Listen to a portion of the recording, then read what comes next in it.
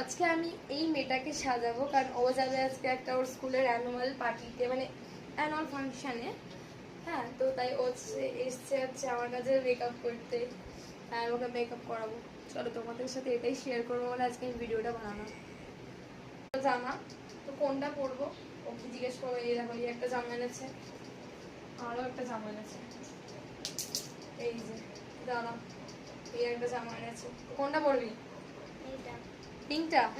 ঠিক আছে, চলো ওকে পিঙ্কটা পরিয়ে নিয়ে আসি। এই দেখো ও ড্রেস পরে চলে এসেছে, একদম রেডি।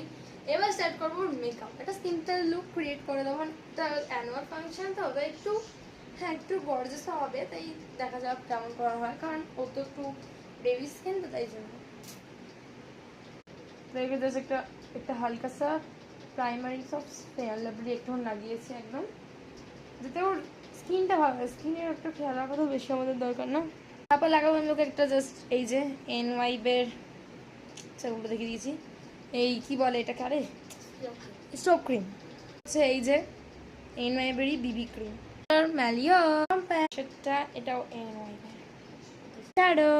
লাগাবো ওকে এই নাকের মধ্যে একটু। তো আমি একেবারে ওর চুল সেট ফেট করে সব কিছু মেকআপ কমপ্লিট করেই একদম ওকে রেডি করে দিয়েছি। এবার ও যাবে ফাংশানে। হ্যাঁ, কিন্তু তারই কোনো জুয়েলারি দেখে ওকে কিছু পরাতে পারি কিনা দেখা যাক।